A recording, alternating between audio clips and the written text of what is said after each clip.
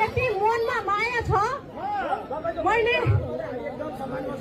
त्यो देखाउन सक्दिनँ। म कसैलाई गाली गर्न होइन, म काम गर्न मान्छे हो।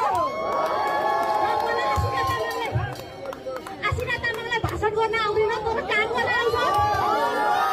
यो कुरा हिजोको दिनले पनि म जुन दिनदेखि दर्पण छोडेर म आएको छु त्यो दिनबाट म सडकमा दौडिया छु। हरेक दिन दौडे, यति धुलो खाएँ, यति धुलो खाएँ, धुलोदेखि त मदेखि डराउन थाल्यो क्या। अनि त्यही भएर आज धार्मिक क्षेत्र नम्बर 1 ले आशिका पाएको छ र आशिकाले धार्मिक क्षेत्र नम्बर 1 पाएको छ। यति भन्दै मेरो 2 शब्द यही राख्छु र आगामी दिनहरूमा तपाईँहरूको आशा भरोसा म मर्दै दिन्न।